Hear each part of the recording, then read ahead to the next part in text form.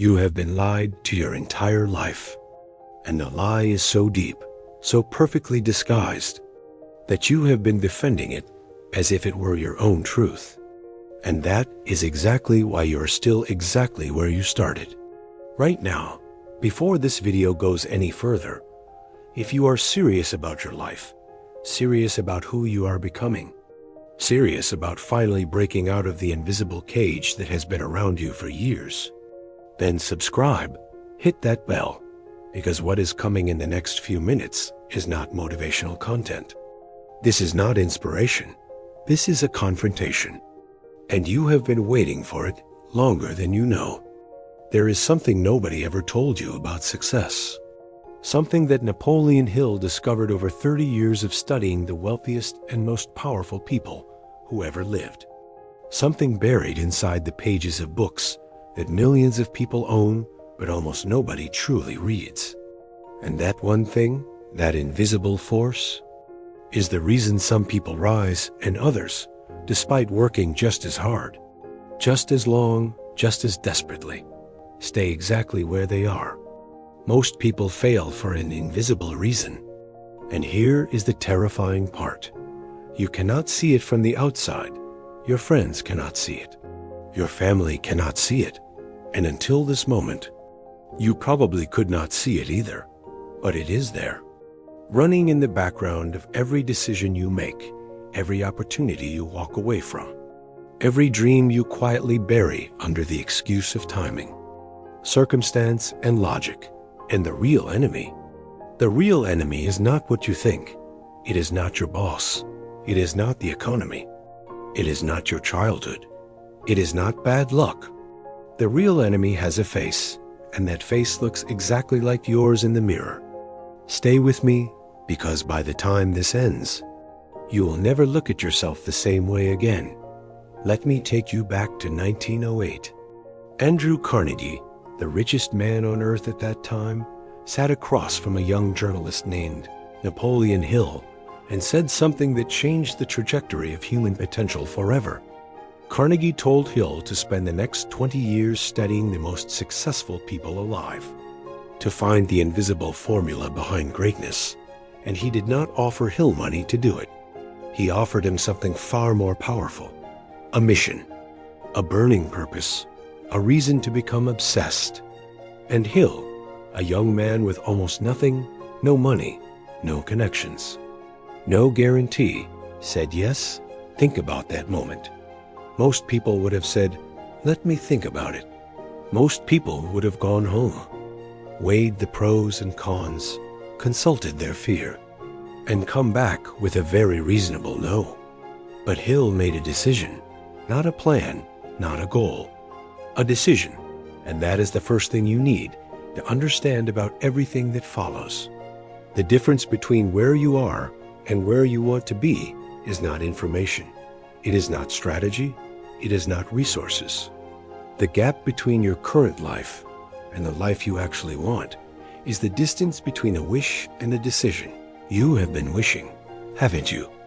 You have been hoping, visualizing, manifesting, journaling, reading the books, watching the videos, waiting for the feeling of readiness, waiting for the right moment, the right sign, the right push from the universe.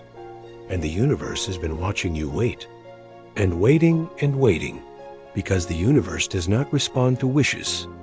It responds to something far more specific, far more ruthless, and far more alive. It responds to what Napoleon Hill called a burning desire. Not interest, not motivation, not goals written on a whiteboard. A burning desire. The kind that rearranges your entire nervous system. The kind that wakes you up before the alarm and keeps you awake long after midnight. The kind that makes failure feel like an instruction manual rather than an ending. And here is what nobody tells you. Burning desire is not something you find. It is something you decide to feel. And that distinction will change your life if you let it land. Now here is one of the loops I promised to close. And we will get there. But first I need to build something with you, something real. Because if you walk away from this video with a good feeling, but no structural shift in how you understand yourself. Then I have failed you. Napoleon Hill studied over 500 of the most successful men and women of his era. And across every single one of them, across every industry, every background, every level of education, there was one pattern that could not be ignored. And it was not talent. It was not genius. It was not even hard work in the traditional sense. It was definiteness of purpose. Every person who built something extraordinary knew with absolute precision what they wanted. They did not have a vague direction. They did not say, I want to be successful, or I want to be happy, or I want to do something that matters. They had a target so specific, so vivid, so real in their minds that they could feel the texture of it, smell the air of it, hear the sound of the life they were building before a single brick was laid. And the people who failed, the ones Hill called drifters, they had something in common too. They let life decide for them. They took whatever came. They reacted instead of directed. They called it being flexible when really it was being lost. They called it going with the flow when really the current was carrying them somewhere they never chose. Are you drifting right now? Be honest, not with me, with yourself. Because I am not here to judge you. I am here to shake you awake before another year passes, and you look back and feel that particular kind of grief that comes from realizing you had more time than you thought, and you spent it on comfort. Comfort is the most sophisticated trap ever designed. It does not look like a trap. It looks like rest. It looks like safety. It looks like being reasonable. It looks like not being greedy. It looks like being content. But there is a difference, a profound difference, between genuine contentment and the quiet surrender of your potential dressed up as peace.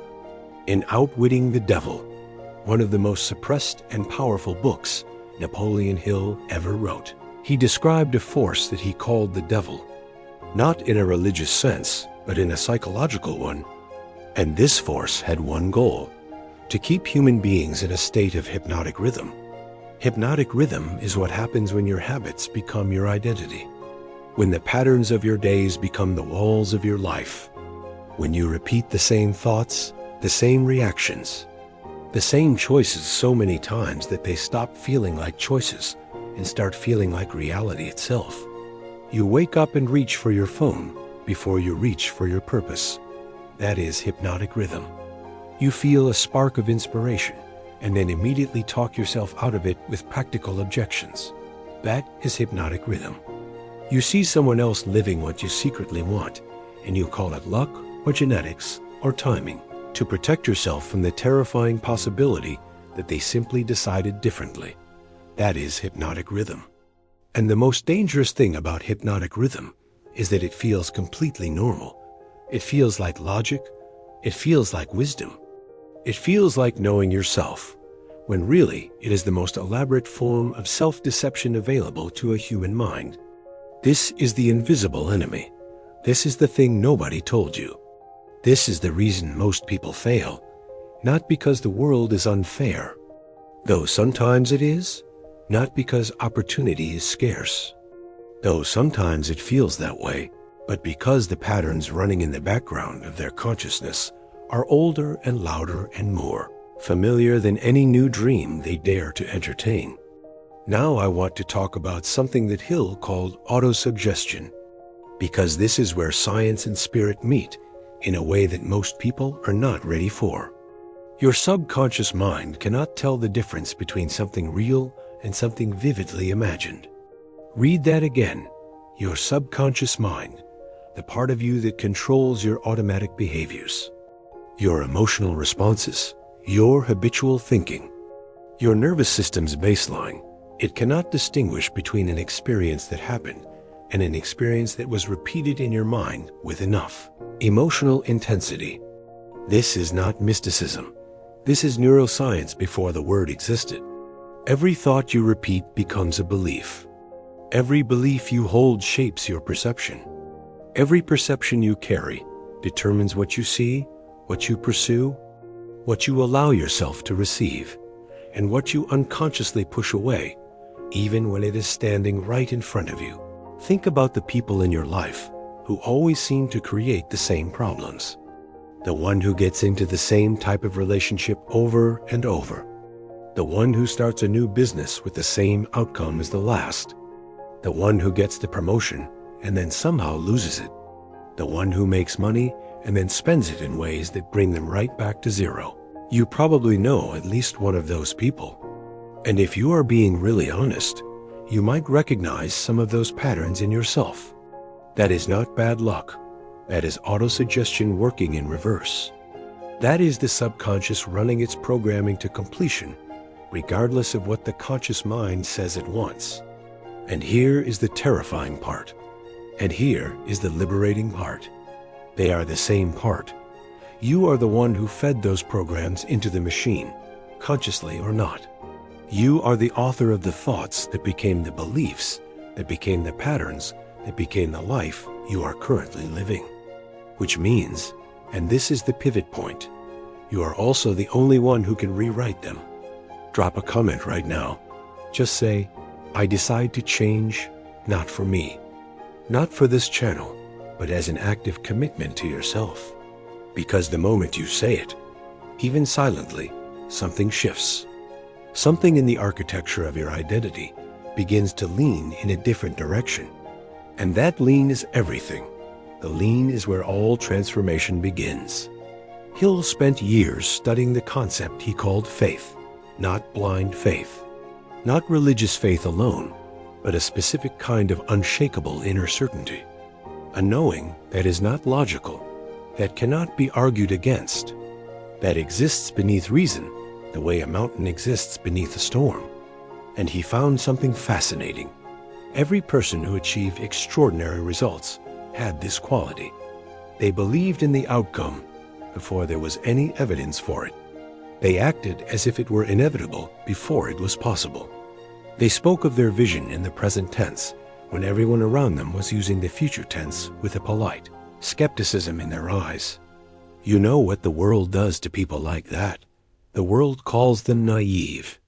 It calls them delusional. It calls them unrealistic. It recommends therapy. It offers them statistics. It invites them to be more grounded, more practical, more reasonable. And some of them listen, and they come down from the mountain of their vision. And they become very reasonable people who live very reasonable lives and die having never fully inhabited themselves. And some of them do not listen, and those are the ones who change the world. Now I am not telling you to be reckless. I am not telling you to ignore reality. I am telling you to stop letting what currently exists put a ceiling on what is possible for you. Because your current reality is simply the result of your past thinking. It is yesterday's. Imagination made physical, and it has absolutely no authority over what tomorrow can become unless you give it that authority by calling it the truth about you. Let us talk about persistence, because this is where most people break, not at the beginning when the energy is high and the dream is fresh, not in the middle when the grind is expected, but right before the breakthrough, right at the moment when the wall is thinnest, right when the result is closest. Hill described it as the path to every worthwhile achievement being guarded by what he called a wall of temporary defeat. Temporary, that is the word that changes everything. Temporary. Every single person who ever achieved something real, something lasting, something worth achieving, passed through a moment, or many moments, where they had every logical reason to stop, where the evidence against continuing was overwhelming, where the sensible choice was to walk away and find something more realistic to do with their life. And persistence was not a personality trait for these people. It was a decision, a daily decision, a moment-by-moment decision to keep moving, not because they were certain of the outcome, but because they had made a commitment to themselves that was bigger than their current circumstances. Persistence without a definite purpose is just stubbornness. It is suffering without direction. But persistence with a burning desire and a clear vision is the most unstoppable force in human experience. Hill called it the manifestation of will. And he was right. What have you stopped pursuing because the wall looked too high? What dream did you put on the shelf, not because you decided against it, but because you ran out of immediate momentum and let that running out feel like a message from the universe? What version of yourself did you walk away from because the temporary defeat convinced you it was permanent? I want to talk about something Hill called the mastermind principle, and I want to talk about it in a way you probably have not heard before. He discovered that when two or more people come together in a spirit of perfect harmony toward a definite purpose, they create a third mind, a collective intelligence that is more powerful than the sum of its individual parts. That this invisible force could access ideas, solutions, energy, and momentum that no single mind could generate alone. But here is the shadow side of this principle that most people miss. If the mastermind creates an upward force when people come together in harmony and purpose, then the opposite is equally true. Your environment creates a downward force when the people around you are defined by fear, drift, doubt, complaint, and small thinking. Look at the 5 people you spend the most time with. Not because Hill said your net worth is their average. That is too simple, too transactional. Look at them because your nervous system is constantly calibrating itself to match the emotional and psychological environment you inhabit most. You become what you absorb. You become the conversations you participate in. You become the fears that are treated as wisdom in your circle. You become the ceiling that everyone around you has agreed upon. And you do not even notice it happening because it happens slowly. The way water shapes a canyon, not in a single, dramatic flood, but in 10,000 ordinary days of the same current moving in the same direction. This is why environments change people more than intentions do. This is why the person who moves cities, changes careers, or leaves a relationship and comes back to visit often feels like a different person. Not because they tried harder, but because they changed the current they were swimming in. You have been swimming in the same water for how long? Let us open the last loop now. Because I promised you something at the beginning. I told you there was something nobody ever told you. A reason so invisible, so close to you, that you have never been able to see it. And that reason has a name. It is called your self-image. Not your self-esteem, not your confidence, not your mindset in the way that word gets thrown around in every motivational space online. Your self-image. The deep, subconscious picture you hold of who you are. What kind of person you are. What you deserve. What you are capable of. What role you are supposed to play in this story called your life. Hill understood it. Maxwell Maltz later formalized it as psycho-cybernetics. Modern psychology now confirms it through decades of research. The self-image operates like a thermostat. It has a set point, and no matter how high the heat gets, no matter how much success, money, recognition, love, opportunity comes in, the thermostat will regulate everything back to the set point, unless the set point itself changes. This is why lottery winners return to financial baseline within a few years. This is why people who lose weight gain it back when the program ends. This is why some people get the relationship they dreamed of and then unconsciously destroy it. The external result exceeded the internal image, and the system corrected. You are not failing because you are not trying hard enough. You are not failing because you do not have the right strategy. You are failing in the places where your external actions are outrunning your internal identity. And until the identity changes, no external strategy in the world will hold. And here is what Hill knew. What the most successful people he studied all understood. Identity is not fixed. Identity is not given to you by your past. Identity is not assigned by your circumstances, or your family, or your history. Identity is constructed. It is built, it is chosen. It is a creative act of the most radical and intimate kind. You can decide to become someone different, not through wishful thinking, not through a weekend retreat, not through a vision board on your wall, through the daily, relentless, intentional practice of thinking, speaking, and acting as the person you had decided to become, until the subconscious catches up, until the thermostat resets, until the new identity is no longer an aspiration, but simply who you are. Before we reach the final stretch, and I need you to be fully present for what is coming, share this video right now with someone who needs to hear this. Someone who is stuck, someone who is talented but not moving, someone who has been drifting and doesn't even know it, someone who has a fire inside them that has been slowly dimming under the weight of circumstances and doubt. Send this to them, because sometimes the most powerful thing you can do for someone you love is to put the right words in front of them at the right moment. This might be that moment for them. Now, I want to speak to you directly. I want to drop the frame of the video and just talk to you as if we are the only two people in this conversation. Because we are. You know what you want.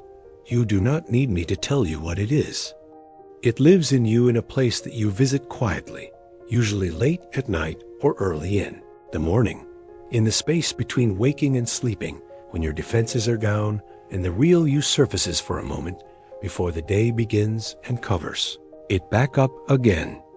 You know what it is. You have known for a long time. And you also know that you have not fully committed to it. You have tested it. You have approached it sideways.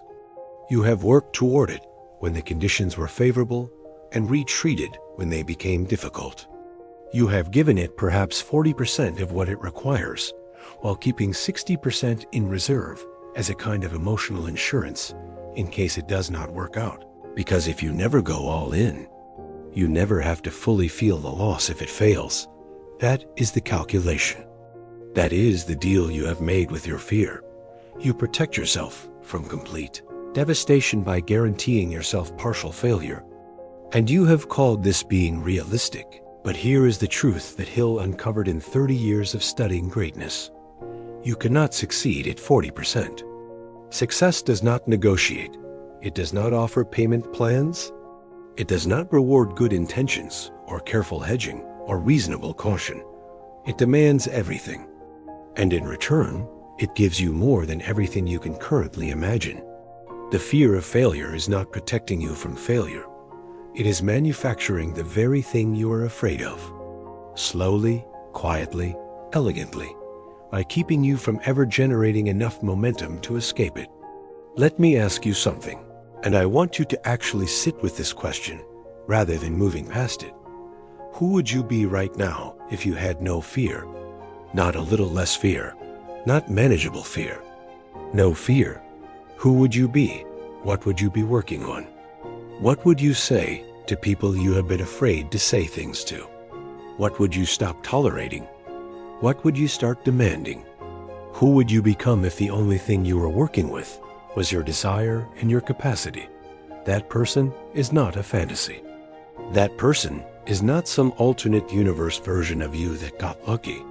That person is who you actually are beneath the accumulated weight of conditioning, doubt, comparison, criticism, and self-protection that you have been carrying so long it feels like your personality.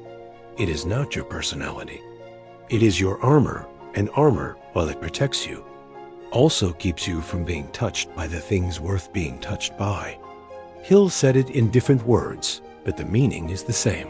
Every human being comes into this world with the seed of a great purpose.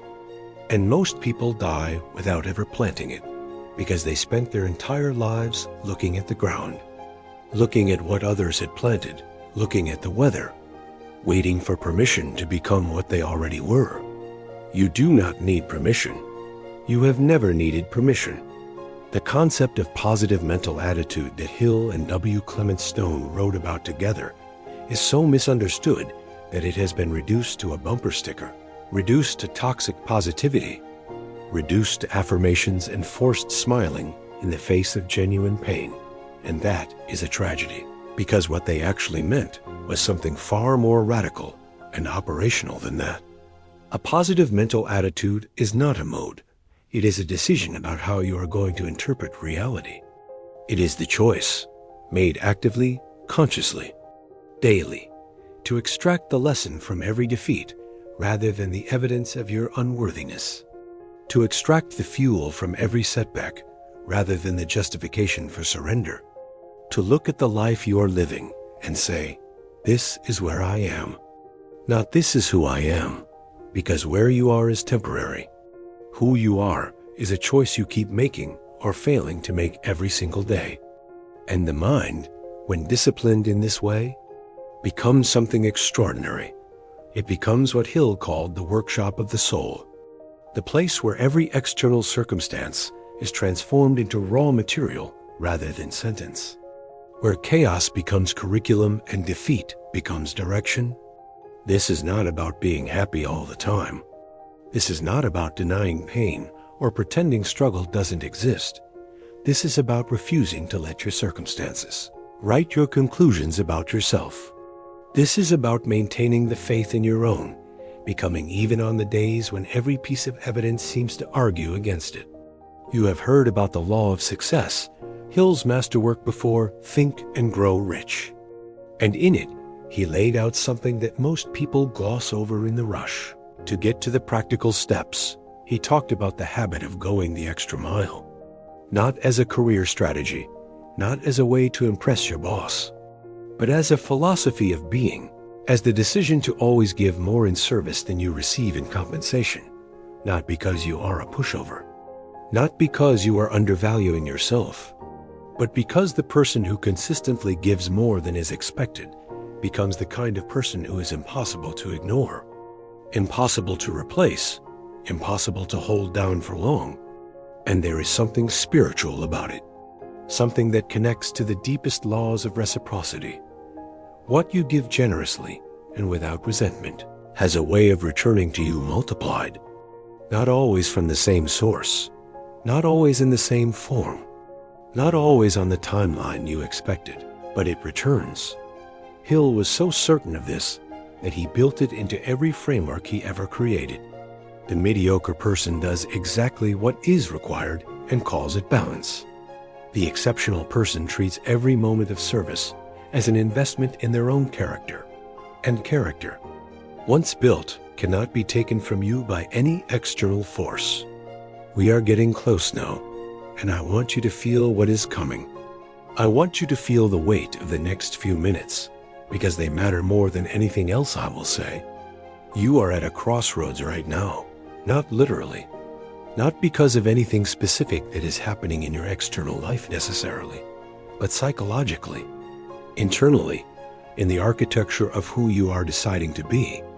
Every person who has ever changed their life radically can point to a moment, not always dramatic, not always obvious from the outside, when something inside them made a decision, a real decision, not a goal, not a resolution, not a plan, a decision, the kind that rearranges something at the cellular level, the kind that makes the old self feel foreign, the kind that you cannot unmake even if the circumstances don't change immediately. That moment can be right now, not tomorrow, not after you finish this video and sleep on it and see how you feel in the morning, right now. In this breath, in this moment, you can decide to become someone different. You can decide that the person who is watching this video at the beginning is not the same person who finishes it. You can decide that something changed here because something can, if you let it. I need to say something to you that might be uncomfortable, and I am going to say it with care, because I mean it with care. You are responsible, not for everything that happened to you. You are not responsible for your childhood. You are not responsible for the circumstances you were born into. You are not responsible for every loss and betrayal and cruel twist of fate that has marked your path. But you are responsible for what you do with it all. You are responsible for the story you tell about it. You are responsible for whether you use your past as a launching pad or a landing pad. You are responsible for the decision to remain the person that those things happen to, or to become the person who transformed because of them. And no one is coming to make that choice for you. not a mentor, not a partner, not a therapist, not a podcast, not a video. You can receive wisdom. You can be inspired. You can be supported. But the actual turn, the actual pivot, the actual moment of becoming happens alone in the privacy of your own mind, in the quiet conversation you have with the version of yourself who is still possible. Hill spent 30 years with the greatest minds of his century, and what he found at the core of every single one of them was not a strategy, not a secret, not a hack, not a network or a resource or a piece of luck. What he found at the core was a person who had made a fundamental decision about who they were going to be, and then organized everything, their thoughts, their time, their habits, their relationships, their environment, their daily rituals around proving that decision correct. They did not wait to become that person to act like that person. They acted like that person until they became them. And then they forgot that there had ever been another version. This is your life, not a rehearsal, not a practice round, not a draft. This is the real thing happening right now in real time. And every day that passes is a day you can never reclaim. And the clock is not cruel. The clock is simply honest in a way that most of us are not willing to be with ourselves. I am not saying this to create fear. I am saying this to create urgency. Because urgency without panic is the fuel of transformation. Urgency is what happens when you finally take seriously the fact that you have more life behind you than in front of you. And every single dream you have postponed has been postponed with real days, real hours, real moments that belonged entirely to you and will not be returned. What are you waiting for? Seriously, what exact condition needs to be met before you decide to fully show up for the life you say you want? What needs to happen? What needs to change? What needs to be confirmed? Because I promise you on everything, the condition will never be perfectly met. The time will never be perfectly right. The fear will not fully disappear before you begin. The resources will not all be in place before you need them. The people Hill studied did not wait for perfect conditions. They created momentum first and watched the conditions organize themselves around the momentum, because the universe, whatever you call it, responds to commitment with resources. It responds to clarity with opportunity. It responds to burning desire with paths that were invisible one moment before the desire was fully formed. You have everything you need to begin, not to finish, not to succeed, not to guarantee anything. To begin, and beginning, real beginning, is the most powerful act available to a human being, because everything that has ever been built, every empire, every company, every relationship, every work of art, every act of courage that changed a life, it all started with one moment of decision followed by one imperfect, uncertain, terrifying step. The step does not need to be large. The step does not need to be visible to anyone else. The step does not need to be preceded by confidence. Confidence follows action. It does not precede it. That is the lie that keeps most people frozen. The idea that you need to feel ready before you move, that you need to feel certain before you begin, that you need to feel worthy before you claim the life that is actually yours. Worthiness is not assigned to you by achievement. Worthiness is not earned through suffering. Worthiness is not waiting at the end of some long road of proving yourself. Worthiness is decided right now, in this moment, by the simple radical act of deciding that you already are enough to deserve what you deeply desire. Now I am going to leave you with something. I am going to leave you with the thing that Napoleon Hill understood at the deepest level, the thing he tried to say in every book, every chapter, every lecture, in different words for different ears, the thing that, if it lands, will make everything else possible. You are not your history. You are your decision. You are not the person that happened to you. You are the person you decide to be in response to what happened to you. You are not your current circumstances, your current bank account. your current relationship, your current body, your current job. You are the vision you hold of yourself in the most courageous and honest part of your inner life. You are not your old patterns, your old fears, your old failures, your old conclusions about what is and is not possible for someone like you, because someone like you is a category that you invented, and you can dissolve it right now. There is a version of you that exists only in potential right now, a version that has already made the decision, already committed, already taken the step, already broken through the wall, already lived on the other side of the fear that is currently standing between you and your own becoming. That version of you is not in the future.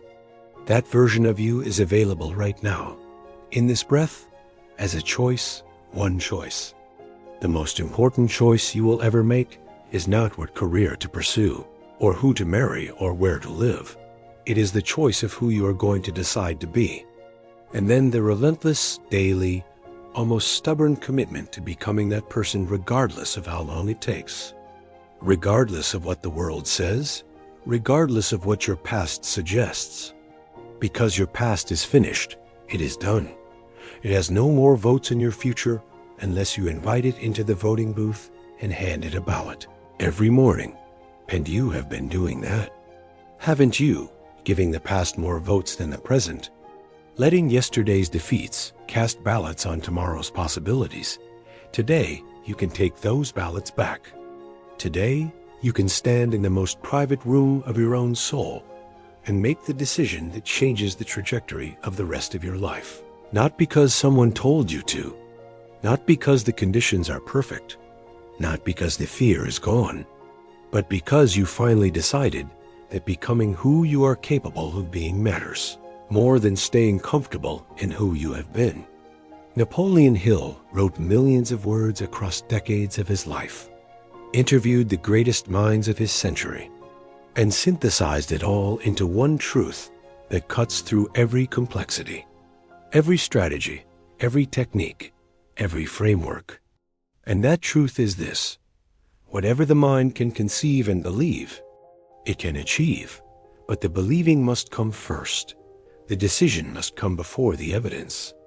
The identity must shift before the circumstances do. And the person you are choosing to become must be more real to you in your imagination than the person you currently are in the mirror. Because the mirror shows you your past, and the imagination shows you your future, and the only question that has ever mattered, the only question that will define the rest of your life, is which one are you going to use as your point of reference? You came here today looking for something. Maybe you thought it was information. Maybe you thought it was motivation. Maybe you thought it was a strategy or a technique or a roadmap. But what you actually came looking for was permission.